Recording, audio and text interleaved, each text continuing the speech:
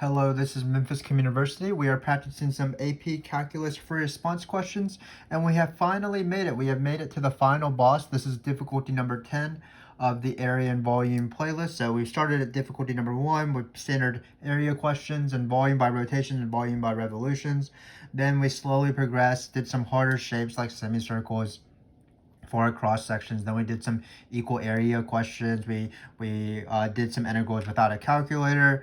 We did some revolution questions that required double integrals. We rotated around vertical lines, which required us to change everything to be y's. We did cross sections that were perpendicular to the y-axis, which again changed everything to y's, and then use y coordinates instead. And finally, we have arrived. This is the final level, difficulty number 10. Probably just obnoxiously difficult, basically.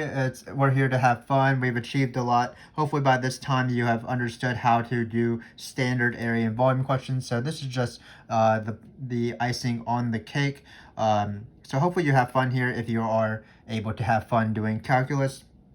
So as usual, this free response question was written by myself based off older free response questions. Basically the hardest the hardest area and volume free response question I could find that was previously asked on the real AP exam. So let's get going.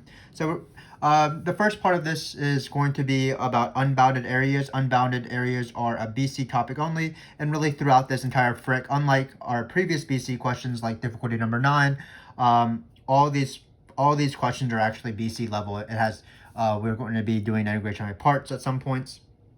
We are going to do improper integrals, and we are doing integration by partial fractions. So again, all of these concepts are BC. So if you are in AB, just enjoy the ride if you choose to join us. And if you are in BC, let's buckle up and let's get going. So we're going to take this graph. We're going to do area here. This graph is, it looks like it is bounded on the left. Let's see, on the left by this vertical line right here, bounded above by this graph 2 over x squared minus 4. And then the x-axis is the lower bound. So we're going to do area, of course. Area is going to be the integral. It's top minus bottom in this case. The bottom is actually going to be easy throughout this question. The bottom is actually just going to be the x-axis, so it's minus 0. So if we want, we can just do g of x minus 0. Also, we are dealing with unbounded areas. It's not any harder than actual areas. You just have to be careful with infinity. So the left endpoint is 3 like normal, but because there's no right endpoint, because you're going to infinity, that right endpoint, that upper limit of the integral is going to be infinity. So let's write this out. So the integral will be from 3 to infinity of this function 2 over x squared minus 4. I'm going to do the right way to do improper integrals. So with the limits, they prefer this on the AP exam. I'm not exactly sure why, but I think it's because they don't want you to write infinity in integrals. So we're going to write it like this. And we have to do this integral, and this integral is pretty tricky. Notice that there's no x, so it doesn't make sense to have a u sub. If it was 2x, then it'd be a perfectly fine u sub. But it is not. So actually this is partial fractions. So when I have improper integrals within proper fractions, what I'm going to do is I'm going to just find the antiderivative first. So in this space right here, I'm just going to do partial fractions. If you want to, check out our video on partial fractions. But basically what you have is you write this fraction right here. You factor this. The factored form is not that bad. It's x minus 2 times x plus 2. So you write it as a over x minus 2. And then you write it b over x plus 2. Great. And then what you do is you cross multiply these two things and set it equal to the numerator on this side, which is 2. So you get ax plus 2a. So I'm multiplying a by x plus 2, so it's ax plus 2a. Similarly, when you multiply x minus 2 times b, you get bx minus 2b. You set this equal to the numerator because when you combine these two things, you want just the numerators to be equal. Then what you do is you establish two equations. So this is how partial fraction works. You establish two equations to establish a system of equations so that you can solve for a and b. So what you do is you set all the x's to be equal to each other. Looks like there's no x's on this side, so we're going to get 0 is equal to a plus b. And then you set all the constants to be equal to each other. Remember that 2a and b are all constants. They will eventually be numbers. The constants are anything that are not x's. So in this case, we'll have the second equation of 2 equals 2a minus 2b. So this doesn't look like the worst equation in the world. When you have these two equations, once you set up the x equation and the constant equation, you can use substitution or elimination. In this case, it's probably not that bad for either one. Notice if you multiply this one by 2 and then subtract this top equation from the bottom equation, you would get, let's actually add the equations so the b's will cancel. So let's multiply this by 2, so you get 2a plus 2b. Let's add them so the 2b's would cancel. So you'd be left with 4a equals 2. So 4a is equal to 2. That implies, of course, that a is equal to 1/2. And then finally, when you have b here, if you bring the b over, you'll see that b is equal to minus a. So again, we're solving a system of equations. So b is equal to negative 1/2. Great. So let's do this integral now. So when we take this integral, so I'm going to do it over here. Sort of ran out of space over there, so I apologize for that. So we have the limit as x squared of 2x minus 4, but instead of writing 2x squared minus 4, we're going to write it like this now. So we're going to write integral. We'll change the equal sign and put this as the b part. Hopefully you can see that. And then it's going to be from 3 to b. And then what it's going to be is 1/2 over x minus 2. And then it's plus b, but b is negative 1/2, so it'll just be negative 1/2 x plus 2. Try to not collide with my picture there. So this is the integral. When we did the partial fraction, we split it up into partial fractions, decomposed it, I guess, partial fraction decomposition. So we split it up into this a and b. Remember that in partial fractions, always you get ln's. So in this case, you'll get a limit as b goes to infinity of ln of 1/2 ln of x minus 2.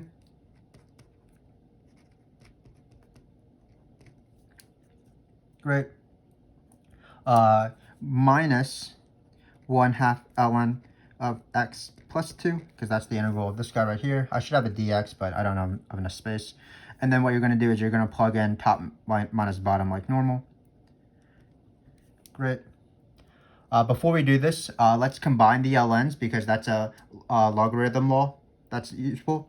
If they have the same constants, the subtraction is the same thing as division. So this is going to be limit as b goes to infinity, ln of x minus 2 over x plus 2. If you want, you can bring the 1/2 and treat this as square root, because that's another log property, but I'm just going to keep it as 1/2 and let's just see what happens. So again, this is a vertical bar. This is the absolute value. Hopefully you can tell the difference. We're going to put b in 3 here. So hopefully you can tell we are writing pretty small. So what we're going to do is we're going to plug in b here. Notice when you plug in b, it's same heavy inside. Basically, the limit of this inside function is going to be 1. We can take the limit inside the function because the function is continuous. That's actually an analysis proof. But when we're taking this limit, when we're going to infinity, we're allowed to cover up the ln, bring the limit inside the absolute value, and then take the ln of whatever results. So notice we get something funny here. If you look at just the limit as x goes to infinity of x minus 2 over x plus 2, that's going to be 1, because you look at the leading exponent and they're sort of the same size. So we're actually going to get 1/2 ln of 1 minus 1/2 ln of 3. Sorry, not 3. 3 minus 2 over 3. We're going to plug in 3 actually. So it's 3 minus 2, which is 1 over 5. So it's 1/5 actually. So this is not great. We are being very messy, but it is difficulty 5. So apologize for this. So when we plugged in b, we got 1/2 ln of 1, because as b goes to infinity, this is 1. Then when we plugged in 3, this is the number 3, we plugged it in, we would get 1/2 ln of 3 minus 2, which is 1 over 5. So I cannot write this, but this is the actual thing that we want. So the final answer, I'm just going to put in this nice little box as we became very messy in our work. But ln of 1 is 0, so the answer is just negative 1/2 ln of 1/5. And you don't have to simplify it. There are other log rules you can use, but let's just leave this answer for now. The work has become already too cluttered. But let's just remind us what we did. We did partial fractions, which is not too bad. You can expect to do it on the BC exam potentially in a 50% scenario, because usually the free response question that requires integrals on the BC exam is either partial fractions or integration by parts. So this is a pretty easy integration by partial fractions. We cross multiply, set it up to find the a and the b. That allows us to split up this integral right here into this integral right here. Always their ln's. When you have the limit as b goes to infinity, oftentimes it's good to combine the ln's using division. Then when we plugged in the limit, the infinity part actually went away because we got the ln of 1, which is 0. And then when we plugged in 3, we got 1/2 ln of 1/5, which is top minus bottom because of the fundamental theorem of calculus. So and we ended up with negative 1/2 ln of 1/5. So hopefully that work wasn't too messy. In my mind, it was pretty messy, but hopefully you understood what was going on. Again, a pretty hard question because it did involve integration by partial fractions, but that's basically where the level we were ready for. So let's keep going. Let's do another unbounded reason. So it says, consider the graph of f of x, which is equal to a to the minus 2x. So a to the minus 2x. A is a constant bigger than 1.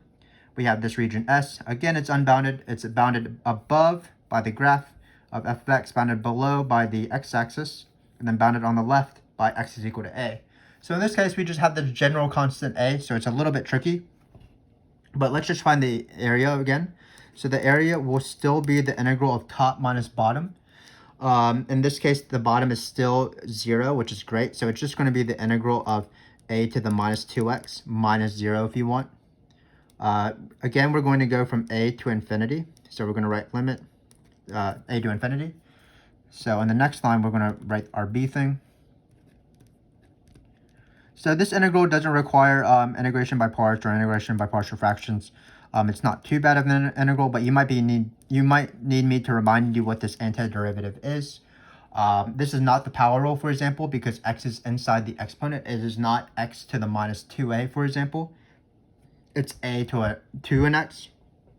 So the rule for derivatives is the derivative of a to the x is a to the x times ln of a. So a to the x's derivative is a to the x ln of a. This is derivatives. So for example, the derivative of 4 to the x is 4 to the x ln of 4. Just be careful you don't have ln of x here. It's ln of the number, the base of the exponent. And then for integrals, it's the same thing, but reversed. So I guess it's not the same thing, but the antiderivative is a to the x over ln of a. So it's instead of times ln of a, it's divided by ln of a. Same thing with like 4 to the x, for example. This antiderivative would be a to the x over ln of 4. So once we have that information, let's go to this side.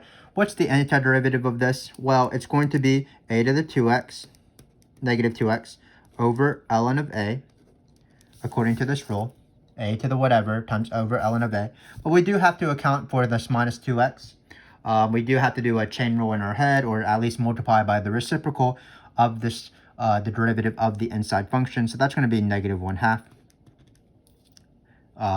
Again, this is just u subs, or taking antiderivatives, the opposite of the chain rule. Instead of multiplying by negative 2, we multiply by negative 1/2 because we're taking an antiderivative. So what we're going to do is we're going to plug in b and a in this case. Still let the limit be going to infinity. Well, when you plug in infinity, or when you let b go to infinity, you're going to get infinity to the minus, or you're going to get a to the minus infinity, because minus 2 times infinity is minus infinity. Well, a to the minus infinity, because a is a constant bigger than 1, this is the same thing as 1 over a to the infinity, which is equal to 0. So when we plug in b here, when we do something minus something, plug in b first, then plug in a. When you plug in b, a to the minus infinity will be 0, so actually it goes away. So it's 0. Just be careful with that. Again, when you plug in infinity, it will be a to the minus 2 times infinity, which is a to the minus infinity, which is 1 over a to the infinity, which is 0, because you're doing 1 over a very, very big number. 1 over, for example, 2 times 2 times 2, a million times, a trillion times, a quadrillion times. So 1 over that is approaching 0. So this limit will be 0. And then, so when all you do is you plug in a here. So when you plug in a, you'll get a to the minus 2a over ln of a, because the only thing that has the x is a here, or the only x in this question is right here. So when you plug in a, you're only plugging it into here, because the antiderivative is a to the x over ln of a, so you don't plug it into the ln. So when we plug in this a, we're going to get this. We can simplify it. These negatives cancel, so you're going to be left with 1 over, let's write it as 2 ln of a, and then let's bring this exponent downstairs as well, just to write it in one nice fraction, and that is the answer to this question. So again, pretty tricky, because we have this function and it looks a little bit more intimidating than normal because there's no defined number for a, it's just a general constant, but we still stuck to our guns, and we did top minus bottom, took this antiderivative. Remember these sort of antiderivative and derivative rules for a to x as opposed to x to n, which it requires the power rule. Then we took this antiderivative with remembering that we should multiply by the derivative reciprocal on the outside, the derivative of the inside function, because that's the chain rule. The opposite of the chain rule, that's u subs. And then when we plugged in b and a, we did notice, just like in this one, when you plug it in, infinity, a to the negative infinity was 0 because a was a big enough constant. A was greater than 1. So that's that one. Again, not too bad. Still pretty hard in my opinion. But hopefully you see that even if we're doing harder questions than our previous videos, it's still the same sort of techniques. So let's do this question. This question's a little bit, we're doing a different region. We're doing the region T instead. So in the last question, this region S was the unbounded part. Now we're taking it a little bit slower. We're going to do the bounded part. So it's going to be this region T. Same function as the before for both C and D for the rest of the questions. C and D. But it's bounded above by this function f of x, bounded below by the x-axis, bounded on the left by the y-axis, and bounded on the right by the vertical line x equals a. And we are going to do volumes now. Again, this is an area and volume playlist, so why don't we do one volume by rotation one last time in this video series, and let's do one volume by cross-section to finish off this video series. So before we do that, again, I'm just going to talk about the integral of a to the minus x, or a to the minus really anything to the x. So let's say we have a constant m, where m is positive. Then again, this antiderivative from the previous page, well, it's going to be a to the minus mx over ln of a times the derivative of minus mx, that's negative 1 over m. So this is going to be my antiderivative, really plus c, of this guy right here.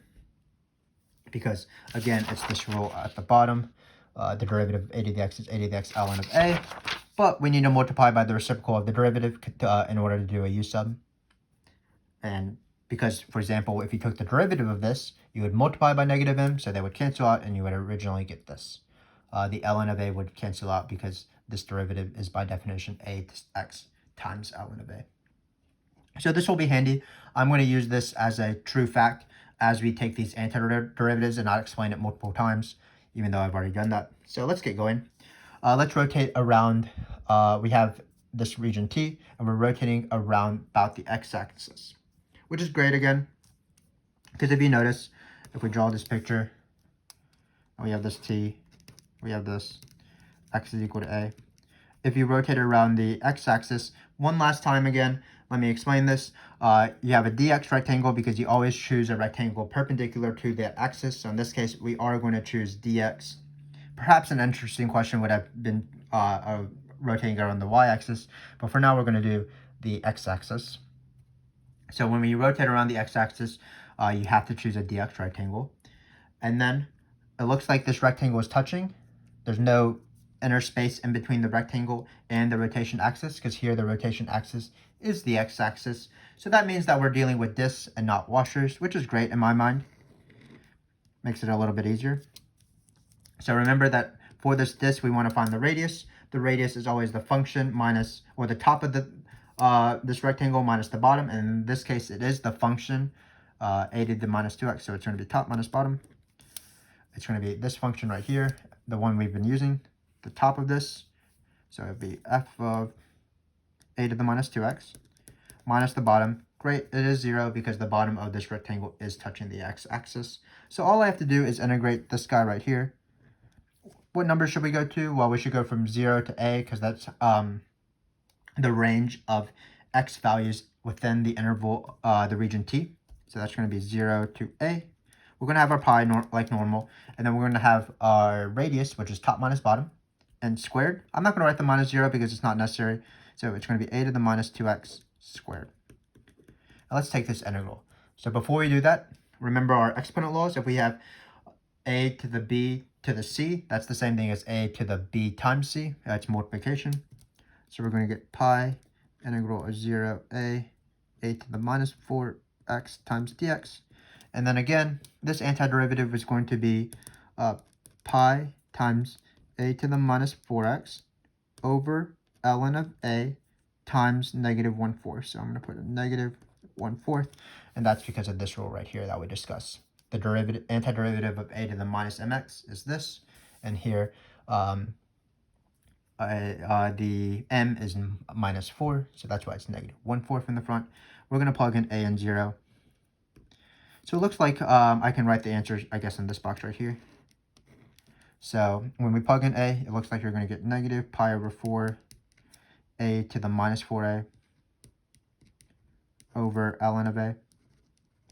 And then it's going to be minus, but minus actually, so that's why it's going to be plus here when you do fundamental theorem of calculus and plug in the lower limit of the integral.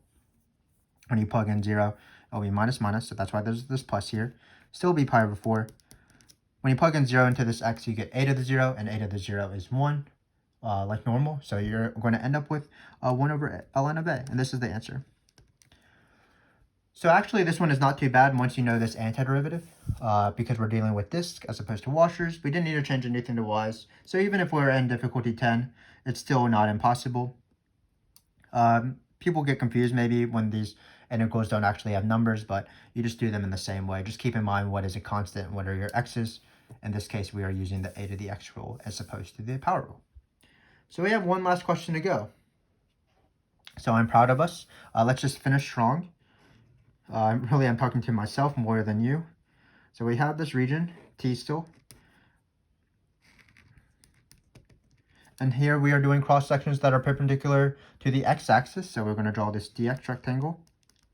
The cross sections themselves are rectangles. So we'll call it that. Draw a rectangle here.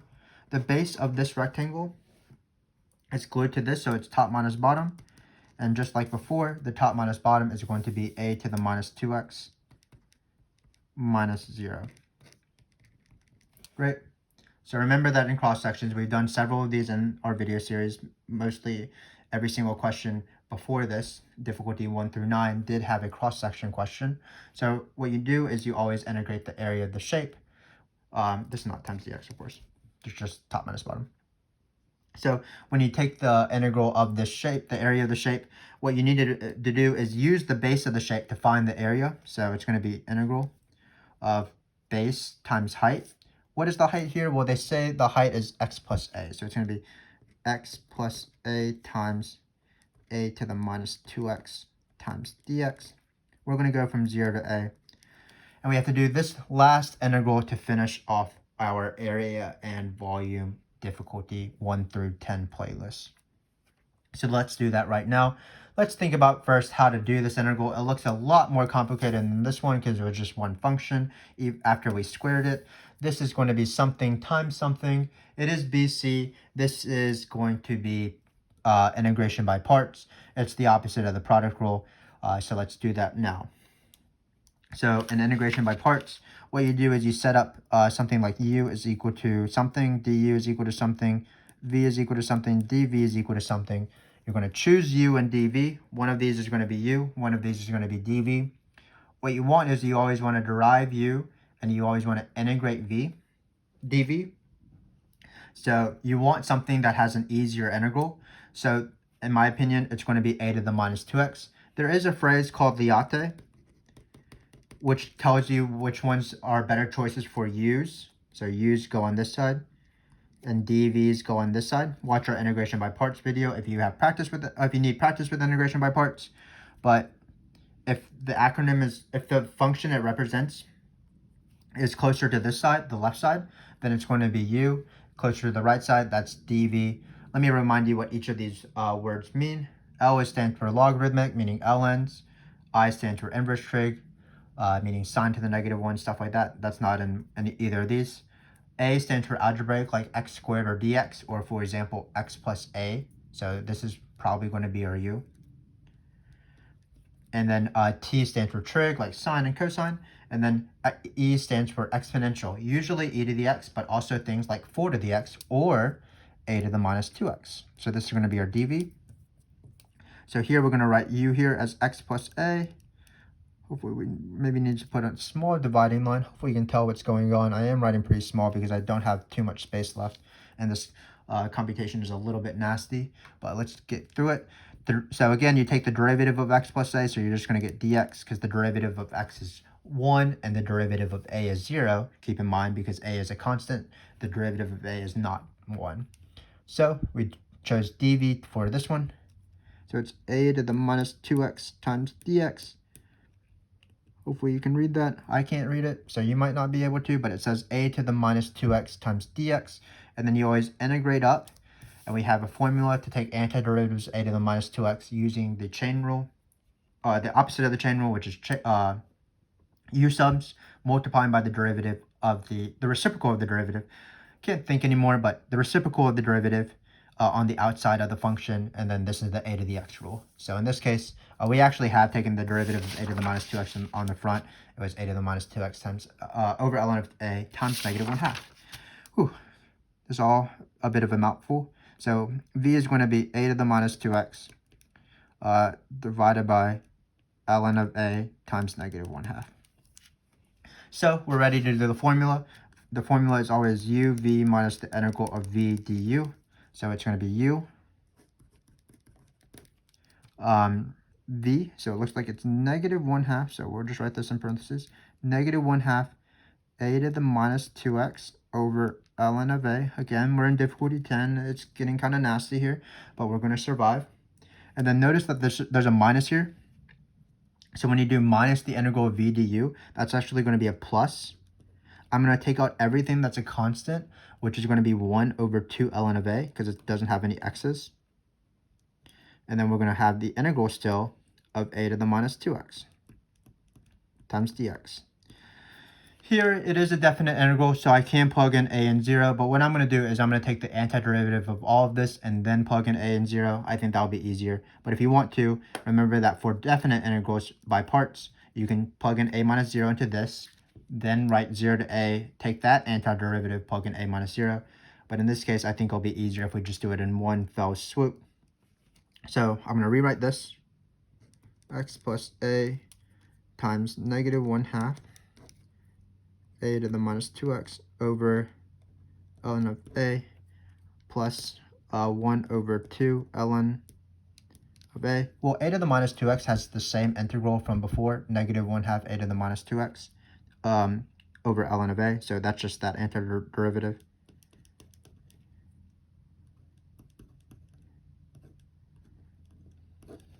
So let's simplify and then pause to just admire our work. So when we do this, we get -1/2 because of this -1/2 x plus a.